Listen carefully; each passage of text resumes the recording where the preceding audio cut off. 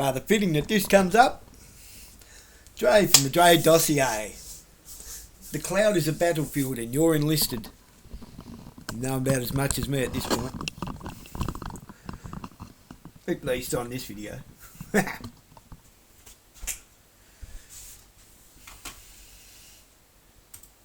On March 1st, 2026, Iranian drones hit 3 Amazon data centers in the UAE and Bahrain. Not military databases, not a weapons depot, they struck data centers, the kinds of buildings that, run your banking apps, your rideshare apps, your medical platforms. Kareem went down, financial systems across the Gulf went dark, and AWS told its customers to move their data somewhere else immediately because the situation was, and I quote, unpredictable. And then, not even 3 days later, you have Amazon, Google, Meta, Microsoft, OpenAI, Oracle, xAI, all at the White House. They're all sitting around the table with the president, and they're signing something that's called the Ratepayer Protection Pledge, which is a commitment from these tech companies and the president that data centers aren't going to drive up your utility bill. And this agreement will ensure that America can maintain the most advanced AI infrastructure on the planet without American families being forced to pick up the tab.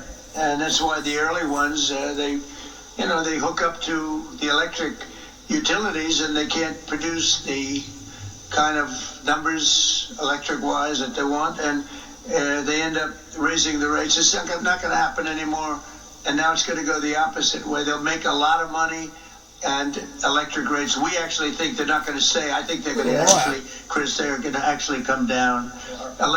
So your electric bills will actually come down. It'll take a little while, but not long. Oh, well, as long as he pledges that prices will go down, then I guess everything's fine. Are you kidding me? With this, a pledge? Too little, too late. I've seen this man sign an executive order renaming the Gulf of Mexico to the Gulf of America faster than these companies can cash a check, and we just get a voluntary pledge? Us, the people who have to live next to these military apparatuses. Right, sure, okay. And let me get this straight. So the question of why these buildings got hit, what was running inside of them, and what this means for every community in America that now has one of these facilities being built nearby didn't come up. Cool. It's because that question affects you directly, and the people who know that have been very carefully making sure that you don't ask it. So let's ask it. Hey guys, what's up? It's Editing Dre here. I forgot to do an intro. So, hey, welcome to the Dre Dossier. Please like and subscribe if any of this is of interest to you. Also, why aren't we talking about this more? This AWS missile bombing of the data center. This feels like a really big deal, and I have not seen anybody talking about this. I cannot stress enough how life-changing of a moment that is, that missile strike on a data center. This is going to alter the path of AI warfare from here forward, and yet not one person's talking about it. Oh, but Kristi Noem makes a shitty commercial and every podcast in America can't stop talking about it. Anyways, like always, there'll be a full article on my Substack, the Dre Dossier. I think it's great. At the bottom of that article will be all of my sources cited, so you can go check any of this information out for yourself. Because I don't want to tell you what to think, I just want to show you how I got my answers. Okay, back to the editing suite.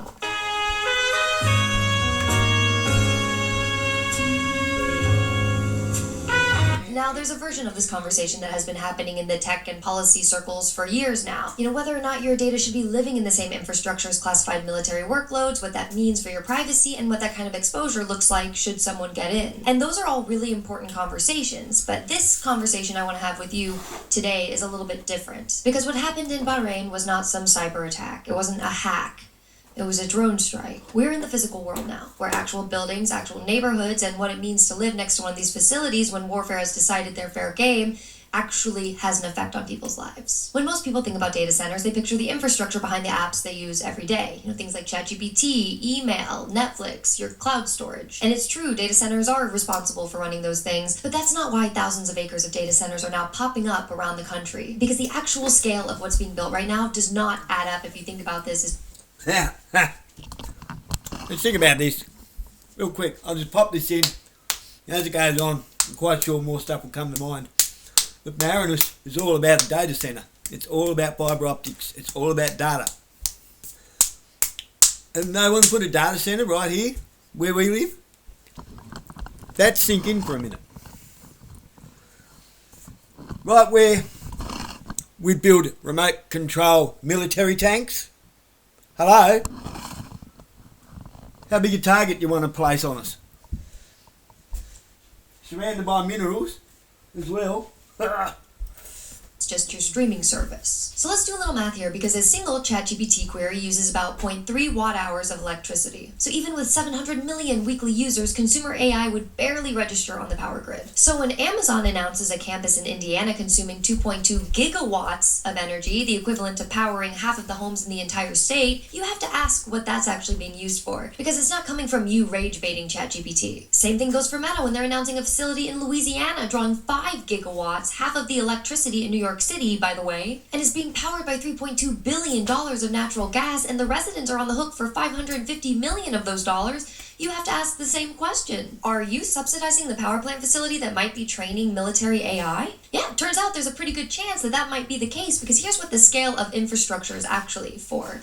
The military AI market is growing from $9.2 billion in 2023 to nearly $39 billion by 2028. And in 2022, the Pentagon awarded $9 billion contracts to AWS, Google, Microsoft, and Oracle to run cloud services at every classification level. That's right, from unclassified all the way to top secret. And the Army has mandated all new cloud procurement through that contract. Additionally, the Pentagon has just announced plans to build AI data centers on 4 military bases: Fort Hood, Fort Bragg, Fort Bliss, and Dugway Proving Ground, through private partnerships with those same companies. So why is it that you're not allowed to know anything about a gigawatt facility showing up in your town because the company has already made the mayor sign a legal document saying that they can't tell you what it's for? You know, kind of like they did in Harmontown, Minnesota. I mean, maybe it's training the next customer product, or maybe it's training the AI that just helps select targets in Iran. And that legal gap exists for a very specific reason, and it goes much deeper than people realize. Data centers, as it turns out, have zero explicit protection under international law. I mean, the Geneva Conventions were signed in 1949, and the rules of war were last updated in 1977. Cloud infrastructure as we know it today did not exist. And what the people who wrote those rules were trying to do was draw a very clear line between military targets and civilian life. Things like hospitals, water systems, civilian populations, all keeping that protected, and they built an entire legal framework around maintaining that separation. But when you think about what happened through the lens of Protocol 1, a civilian building becomes a lawful military target the moment it makes an effective contribution to military action. And so the moment the Pentagon started running classified AI on commercial data centers through private companies, those buildings cross that line. And so it doesn't matter that those are your bank's servers or the facility that's storing your hospital records, because under the laws of war, there is a legal argument that those buildings became legitimate targets. In all... You know how else I do that? No, you know what else contributes to that? Changing the wording from who to a what. Taking the human aspect out of it, the mankind aspect out of it, and changing that into a thing.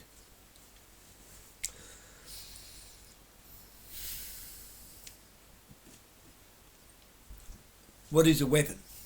Well, they say one of the greatest weapons is our mind.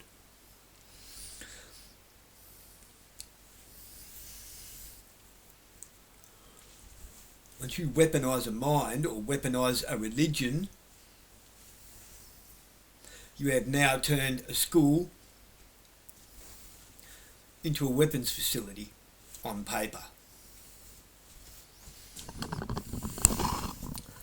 They do not like your religion or your faith or what your cultural belief or ethnic beliefs are. Now you've gone from a human being, from a person, into a weapon, which makes schools fair game. Because why? Because they can be future weapons of destruction to our culture or way of life. Listen to the rhetoric. Listen to the way that people like Tommy Robinson and Scott Challen and Ricardo Bosi speak.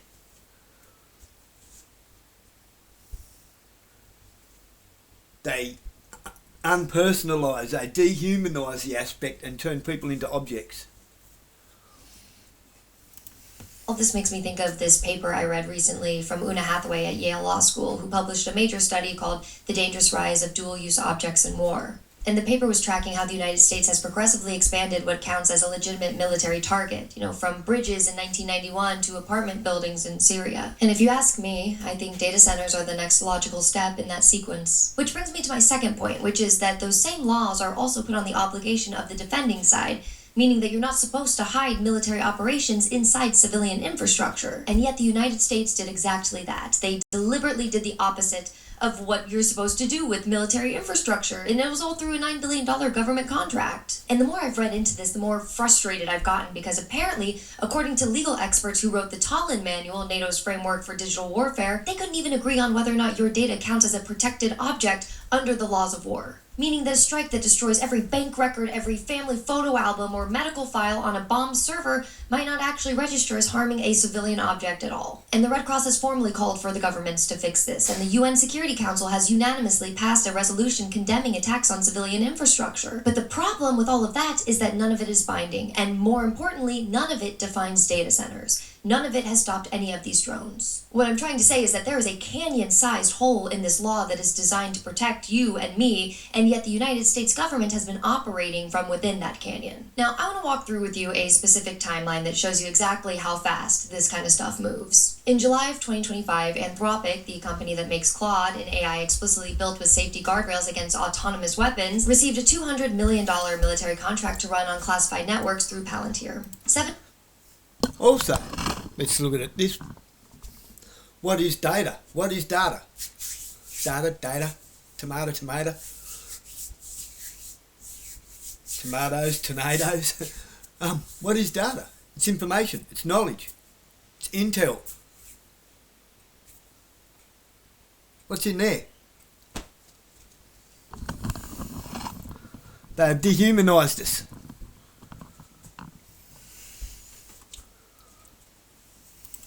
Months later, Defense Secretary Hegseth sent Anthropic a document demanding full, unrestricted access to Claude for any lawful military purpose, including, implicitly, lethal targeting. And Anthropic refused because they wanted to keep the guardrails against autonomous weapons and domestic surveillance in place. And Hegseth's deadline passed, and the Pentagon designated Anthropic as a supply chain risk to national security, a label normally reserved for Chinese companies suspected of espionage. And the next day, the US and Israel launched Operation Epic Fury against Iran. And 2 days after that, the drones hit AWS facilities, the same commercial infrastructure still running military AI in support of US Central Command. And the civilian data that's sitting alongside all of the US Central Command workloads, like personal data belonging to millions of people across the Gulf, was collateral damage in a conflict that they had no idea that they were even going to be a part of. Now,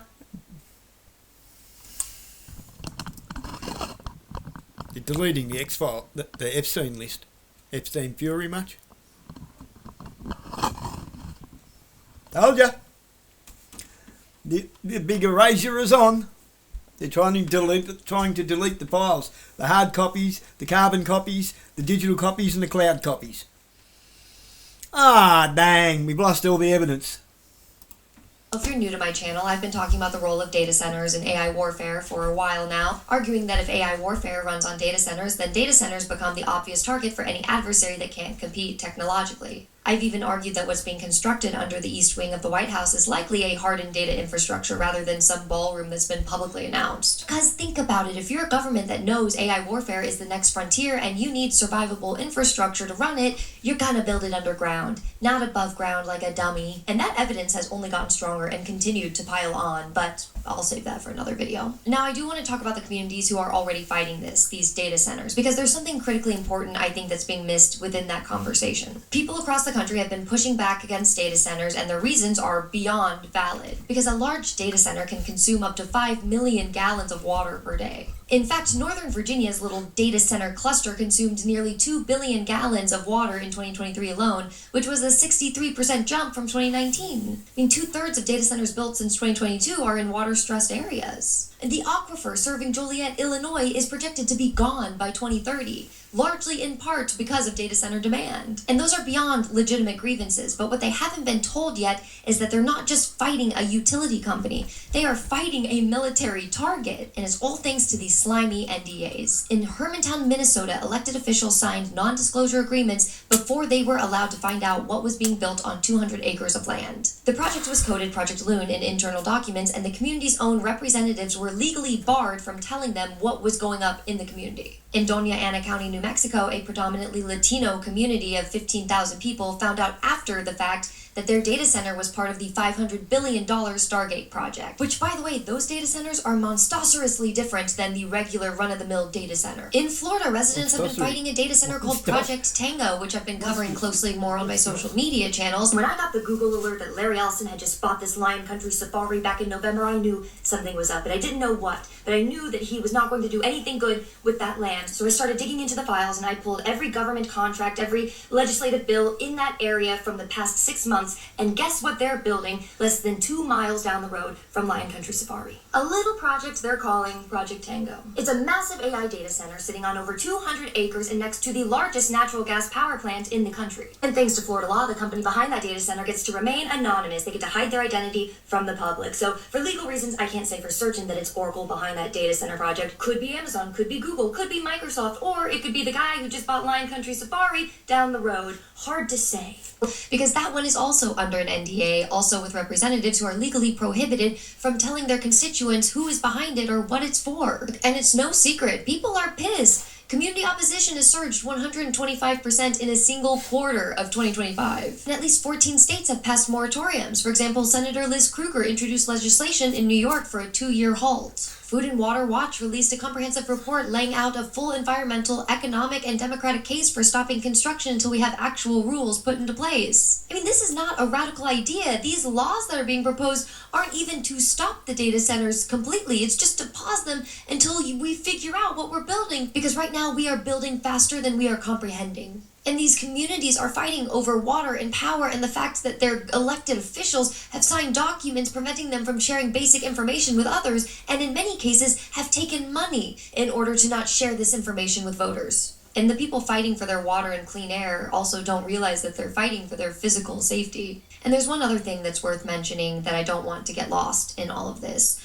Right now, we are at war with Iran, which means that asking for a halt or a pause on anything that is framed as national security infrastructure politically is almost an impossible ask. There's a reason that governments, and particularly the kinds of governments that like to centralize power, benefit from keeping conflicts ongoing. Because war creates conditions under which surveillance expands, infrastructure gets funded without public debate, and the usual democratic friction around these kinds of decisions get bypassed entirely under the cover of national security. And the people paying the price for that are the ones living next to the buildings. Eric Schmidt, the former Google CEO, said this himself. You're never going to be able to catch me. I will not be able to catch you, and I've given you the tools to reinvent the world, and in particular, destroy me. That's how my brain, Mr. Evil, is going to think. So what am I going to do? The first thing I'm going to do is try to steal all your code. And you've prevented that because you're good. And you were good. So you're still good at Google. Second, then I'm going to infiltrate you with humans. Well, you've got good protections against that. We don't have spies. So what do? I'm going to go in and I'm going to change your model. I'm going to modify it. I'm going to actually screw you up to get me so I'm one day ahead of you. And you're so good, I can't do that. What's my next choice? Bomb your data center. Wow. Now, do you think I'm insane? These conversations are occurring around nuclear opponents today in our world. There are legitimate people saying the only solution to this problem is preemption. Now, I just told you that you, Mr. Good, are about to have the keys to control the entire world, both in terms of economic dominance, innovation, surveillance, whatever it is that you care about. I have to prevent that. We don't have any language in our society. The foreign policy people have not thought about this, and this is coming. When is it coming? Probably 5 years.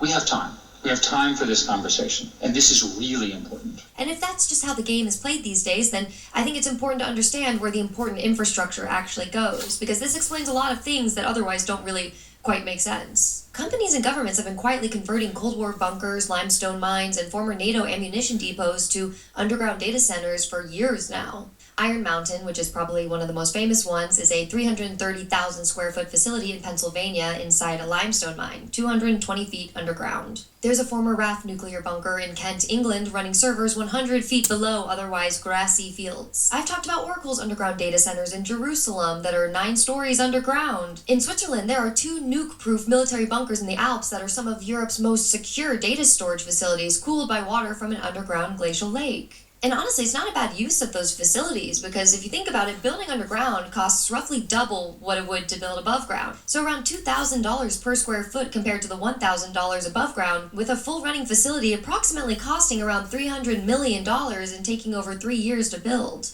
And the genius in using these Cold War bunkers is that they were already built with Faraday caging embedded in their walls, which is this electromagnetic shielding which blocks EMPs, contains signal signatures, and prevents the kind of electronic interface that could take down an above-ground infrastructure during a conflict. And so when you look at these drone strikes in Bahrain, right, and you ask what the logical response for a government that needs AI infrastructure to survive a conflict is, the answer is exactly what we're already seeing in these converted bunkers and limestone mines. And if you want to understand why a $300 million construction project at the White House in the precise location where the Cold War tunnel systems and the hardened community... You know what you just said?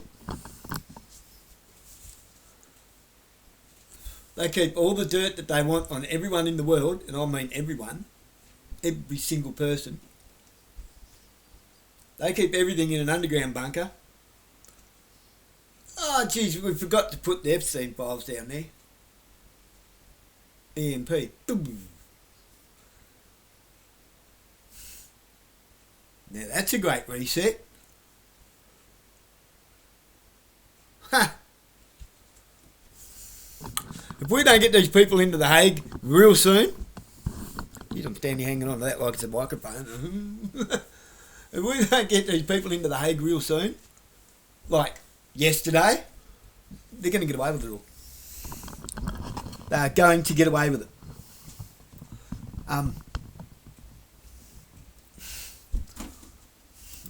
Communications infrastructure already exists, is being called a ballroom, then the underground data center conversation is a very useful lens. And look, I don't have all the answers here, okay? But to be fair, I'm not the one pulling the automated AI warfare trigger. Then again, neither is anyone else anymore, and that's kind of the whole problem. And I'm so proud of the people who are already fighting for all of the right things. Over 230 organizations are calling for moratoriums. Senator Kruger's 2-year halt in legislation in New York is great, and there are many state lawmakers who are trying to ban these NDAs from being able to be signed. And while that is the framework of legislation that we need, unfortunately, none of it is working fast enough. I mean, nothing seems to be working fast enough. You know, the data centers are still going up and the NDAs are still being signed. And the administration responded to all of it with a voluntary pledge about electricity bills. This, again, coming from a White House that found time to sign an executive order requiring a national strategy to end use of paper straws. So clearly asking nicely doesn't seem to be the move. And so while we're fighting for this transparency and for the environment and for our rights to live a non-toxic life, in the meantime, I have a new suggestion. Cut us in. Yeah, you heard me. Cut us in. If you want to build in our towns, drink our water, strain our grids, and secretly turn the building down the street into something a foreign government considers a military target, then any facility over a certain size should be required to offer the host municipality an equity stake or a revenue sharing agreement tied to gross revenue. Not property tax negotiated into nothing that expires in 10 years. I'm talking an ongoing percentage of what facilities actually earn. And don't worry, it'll be easy because this model already exists in wind and solar. It just hasn't been applied to data centers because nobody's required it yet. Yeah, come on, we don't have to reinvent the wheel here, just a little copy and paste. Because the more I think about it, the kid down the road developing respiratory issues from diesel generators running around the clock, his mom shouldn't have to crowdfund his inhaler while Amazon clears $90 billion a year from the building that's making him sick. And if she can't get any answers from you guys, because of all the NDAs, then at the very least, she should get a check. Let her take her kid to the doctor. Ooh, yeah, and then maybe the neighbors next door can have enough financial freedom to go on more than one vacation a year, to get a full night's sleep in a place that doesn't sound like this.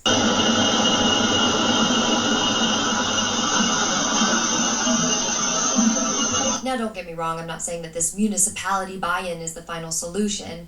It's the floor. It is the literal bare minimum floor. It is what you owe us, our government, while we wait for you to do the right thing. And in the meantime, you can pay us to look the other way, while you do the wrong thing. Spot on.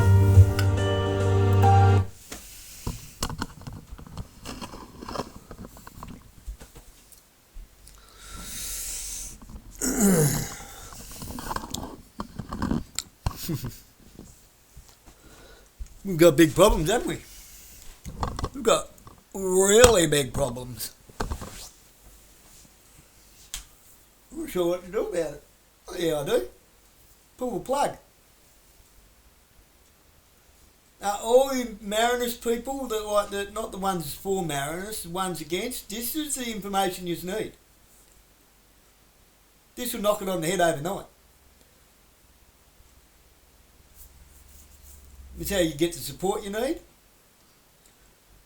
Data centres turn us into a military target.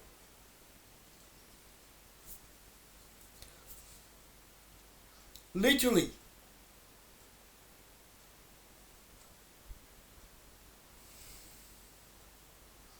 With modified RNA, we're not even classed as human anymore. Well, speak for yourself. If I had modified RNA, it happened against my will and against my consent because I never gave it and I never took it. This is why I hold the right to autonomy so highly, in such high regard. No, you're not sticking anything in my mouth. Ever. No, you're not sticking anything in my arm. Ever. Against my will. Especially if you're a cop, you can't be trusted. Scabbity Ann. You can't even trust yourselves. Because the quiet ones won't speak up about the corrupt ones.